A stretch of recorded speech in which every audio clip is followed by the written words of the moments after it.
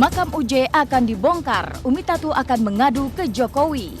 Tersangkut masalah Adi Guna Sutowo, benarkah jika Piyu kini mengalami sejumlah teror yang membuat hidupnya tak tenang?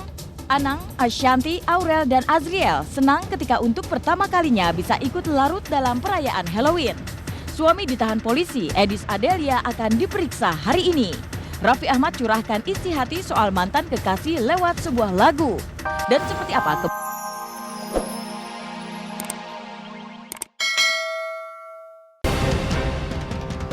Halo, selamat siang pemirsa Global TV. Seleb on Cam kembali hadir menemani Anda selama 60 menit ke depan untuk menyajikan kisah dari public figure secara mendalam. Kepulangan Umi Tatu Mulyana ke Indonesia setelah melangsungkan ibadah haji di Tanah Suci Mekah, rupanya harus siap menghadapi sejumlah masalah yang telah menanti sejak ia berangkat haji. Adalah persoalan makam almarhum UJ yang dianggap tidak sesuai dengan peraturan daerah atau Perda nomor 3 tahun 2007 tentang pemakaman umum di wilayah DKI Jakarta. Sebelumnya, Dinas Pemakaman dan Pertamanan DKI Jakarta telah melayangkan surat pemberitahuan kepada keluarga almarhum untuk bisa segera menyesuaikan makam tersebut dengan butir-butir peraturan yang ada. Tetapi pihak keluarga tak berani menuruti secara langsung keinginan Dinas Pemakaman dan Pertamanan dikarenakan Ibunda UJ Umi Tatu sedang tak berada di Indonesia. Dan kini setelah Umi Tatu sudah kembali ke tanah air, tak ada lagi alasan keluarga untuk menunda-nunda lagi untuk segera mengembalikan makam UJ seperti sedia kala. Lantas sudah siapkah keluarga besar UJ untuk segera merombak makam almarhum? Iya, Pemda aja, daripada kita bermasalah, jadi dosa ya kan, udah gitu aja Umi mah. Mengaku ikhlas dan pasrah jika makam sang putra hendak dibongkar dan disesuaikan dengan peraturan Pemprov DKI Jakarta, Umi Tatu pun berencana ingin menyambangi orang nomor 1 di ibu kota Jakarta, Jokowi, untuk membahas dan mengeluarkan segala keluh kesah di hatinya akan polemik ini. Lantas apa kiranya yang ingin Umi Tatu sampaikan kepada Pak Gubernur? Dan apa pula kata Jokowi soal polemik makam UJ yang seolah tak berkesudahan? Rencana sih kita mau ke Pak Jokowi, mau ngadep, mau minta saran beliau karena beliau yang berkuasa untuk semua yang ada di DKI. Nah, jadi maksud kita mau nanya aja Pak, saran apa yang harus kita kerjakan atau beliau kita ngikutin peraturan beliau gitu. Beberapa hari yang akan datang lah. Itu Pak Gatot mau bawa kita ke sana, mungkin 3-4 hari lah katanya, kalau udah rada ini selesai aja istirahat baru kita ke sana gitu. Coba tanya ke dinas, kalau saya enggak, saya enggak ada ke sana. Kapan waktunya Umi Tatu akan menemui Jokowi memang belum bisa dipastikan. Tapi Umi Tatu akan segera mewujudkan keinginannya itu dalam waktu dekat-dekat ini. Tidak hanya sendiri, Umi Tatu juga berencana akan mengajak sang menantu Pipik Dian Irawati dalam kunjungannya tersebut. Lantas mungkinkah jika ajakan ini bertujuan untuk meredam segala perdebatan yang sempat ramai diperbincangkan dan mematahkan anggapan jika hubungan Umi Tatu dan Pipik sudah tak lagi akur? Umi Pipik gimana? Ya bawa aja, biar kita di sana semuanya rundingannya mantep. Jadi nggak ada simpang siur lagi gitu. Nah, jadi nanti Pipik maunya apa, dan Pipik lebih berhak lah ngomong kepada Pak Jokowi, ntar Umi yang ngebantu gitu. Gimana caranya biar ini baik. Ya udah gimana baiknya saja. Ya kalau saya hanya kepengen fokus sama anak-anak saja, itu aja udah lebih dari cukup gitu ya. Enggak saja apapun keputusannya, kan saya nggak punya hak. Jadi silahkan pada keluarga almarhum saja gitu ya. Kalau saya hanya kepengen fokus doa sama anak-anak, itu yang saya ajarkan kepada anak-anak. Bukan tidak mungkin makam yang telah dipugar dan sangat menonjol di antara makam lainnya itu akan segera kembali ke bentuk semula. Namun di balik rencana pembongkaran makam almarhum UJ, Umi Tatu rupanya masih kerap dibalut duka saat mengingat sang anak tercinta yang telah tiada. Maka tak heran jika air mata masih terus membasahi matanya saat ia menyambangi makam UJ.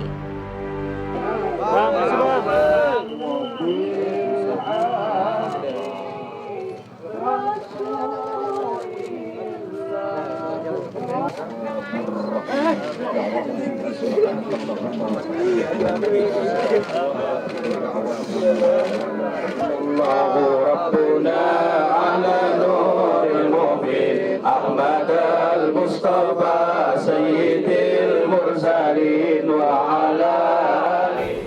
Kegetiran hati seorang ibu saat sang anak sudah tak lagi ada di sampingnya semakin tak karuan ketika masalah makam juga dipersoalkan. Siapa menyangka niat jamaah almarhum UJ untuk merenovasi makam sang dai justru menjadi awal mula pemicu perdebatan yang sempat menimbulkan ketegangan di antara keluarga almarhum UJ dengan istri almarhum. Karena dia cinta sama UJ, ngapain sama UJ, walaupun dia belum kenal deket, baru dengar ceramahnya doang, tergugah hatinya ingin yaitu membuat makam UJ dari marmer. Beliau kan punya pabrik marmer. Bahkan Mi kalau dia mau bangun jangan ya saya aja ya. Kapan? Tadinya mau setahun. Udah setahun kan tanahnya udah tandek gitu ya, udah padat gitu. Sekarang kan masih tanah merembes kan gitu. Karena melihat situasi waktu Mi ke situ waktu 2 minggu kembang udah setinggi gini nih ya. Terus lagi air mawar yang suka ibu pada naruhin ke situ udah pada berecetan kemana-mana. Ada tenda, ya. Itu sih mungkin nggak mengganggu ya, tenda kan di luar itu. Tetap aja itu untuk menaungi orang-orang yang datang. Kalau seandainya dibicarakan baik-baik, gitu ya, dibicarakan lalu dimusyawarahkan, ya pasti siapa sih yang nggak setuju pasti akan, namanya istri juga pasti akan mengikuti gitu ya, mencari yang terbaik gitu. Membaguskan makam gitu ya. Ya pasti mau lah, siapa yang nggak mau gitu kan. Tapi dengan pembongkarannya kapan, lalu dengan desain makam yang setinggi itu saya nggak pernah tahu dan memang saya kurang suka. Setelah permasalahan ini bergulir sekian lama, Umi Tatu dan Pipik kini hanya bisa pasrah dengan apa yang akan berlaku pada makam almarhum UJ. Saat Umi Tatu baru merelakan makam almarhum untuk dibongkar, Pipik justru telah rela lebih dulu dan menyerahkan semua keputusan kepada keluarga almarhum. Lantas benarkah jika Pipik sudah tak mau lagi dipusingkan dengan masalah seperti ini dan lebih memfokuskan diri untuk berdakwah dan mengurus keempat anak-anaknya buah cintanya dengan almarhum UJ?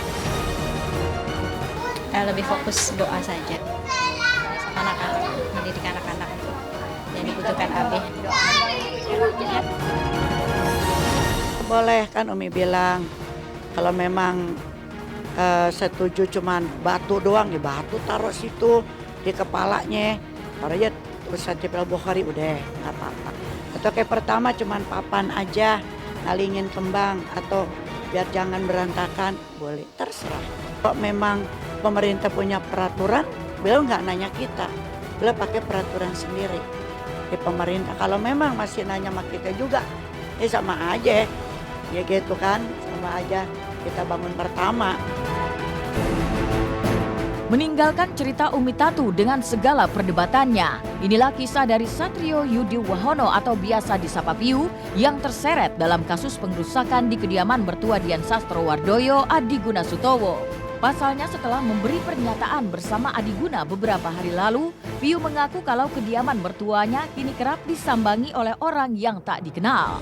Tidak hanya itu saja, Piu juga menyebut kalau dirinya dan keluarga kerap dibuntuti oleh orang-orang yang tak dikenal. Lantas siapa sesungguhnya orang yang kini membuat Piu dan keluarganya merasa tidak nyaman itu? Dan apa pula motif dari teror yang kini diterimanya? Iya, setelah preskon, setelah itu ada yang ke rumah, ada yang ada yang ke rumah mertua saya sampai tadi malam. Ada yang mengakui, ada yang melakukan itu. Tinggal kita menunggu aja. Tapi kalau menunggu selama dalam masa menunggu ini kita diikuti, lalu didatengin ke rumah, ya nggak baik buat keluarga saya. Saya kan juga tidak bisa bilang bahwa itu adalah dalam tanda kutip itu adalah aparat atau penegak hukum atau orang biasa kah atau orang lain. Yang penting adalah bahwa ada orang berusaha untuk mencari ataupun berusaha untuk mencari sesuatu yang ada di dalam keluarga saya. Nama Piu mulai tersangkut kasus pengrusakan sejumlah properti di kediaman Adi Guna lantaran nama sang istri Florence santer disebut-sebut sebagai sosok F pelaku pengrusakan yang mengakibatkan sejumlah mobil dan pagar rumah milik Vika, istri Adiguna, rusak di beberapa bagian. Dan ketika kabar itu semakin ramai dibicarakan, akhirnya Piu pun buka suara bersama Adiguna. Dan pasca buka suaranya itu, ia mulai merasa tidak tenang dalam menjalani hidupnya. Lantas apa yang akan dilakukan oleh musisi satu ini? Benarkah jika kini Piu memiliki sejumlah pengawal khusus atau bodyguard yang akan mengawalnya? Kebetulan aja saya tidak perlu seperti itu. Saya nggak perlu harus pakai bodyguard atau pakai apa. Udah nyantai aja lah. Ibaratnya mau diambil Tuhan hari ini juga kita pasrah, gitu kan. Terus kejadian-kejadian yang juga terjadi juga saya pikir juga jauh banget dari dari bayangan saya gitu. Maksudnya sampai mengarah ke hal-hal yang fisik atau apa juga jauh dari karakter atau ciri saya gitu. Depannya sih mungkin ya saya belum tahu juga, karena kalau sampai mungkin ada hak-hak saya yang mungkin harus dipertahankan atau harus ini ya, mungkin saya akan mengambil langkah hukum, mungkin ya bisa mengundang lawyer untuk mendampingi kita juga mempersiapkan untuk itu. Tapi sampai sekarang juga kita melihat ini sebagai sebuah ini aja lah, berjalan aja sesuai seiring dengan waktu. Ada kaitan yang terjadi padanya itu pelanggaran hukum, ya, seperti diintimidasi, diteror, ataupun ada yang membuat dia resah. Ini bisa dilaporkan kepada kepolisian. Ya, kita akan membantu. Sosok Adiguna sendiri memang tidak asing lagi bagi Piu Padi. Bahkan hubungan antara keluarga mertua Piu dengan Adiguna telah terjalin sejak lama. Tapi ia tentu tidak menyangka bahwa dirinya dan keluarga bisa terkena dampak dalam kasus pengrusakan yang hingga kini masih belum ditemukan pelakunya. Kalau saya dampaknya besar sekali. Ibaratnya kalau rumah kita, keluarga kita disatronin, bahasa Indonesianya didatangi dengan orang yang tidak kita kenal, itu rasanya seperti apa. Dan saya juga dilaporin, juga diceritakan juga bahwa rumah mertua saya juga disamperin, didatengin, dan itu sebenarnya jadi pertanyaan saya. Ibu mertua saya dalam keadaan sakit, harus ada orang masuk ke dalam situ, harus itu berkeliling dan segala macamnya. Hidup saya saat ini tidak nyaman, gitu aja. Dan semoga bahwa sharing saya atau mungkin ya keluhan saya sebagai warga negara, keluhan saya sebagai seorang yang layak untuk dipandang sama, setara secara hukum, ya ada gitu. Jadi itu.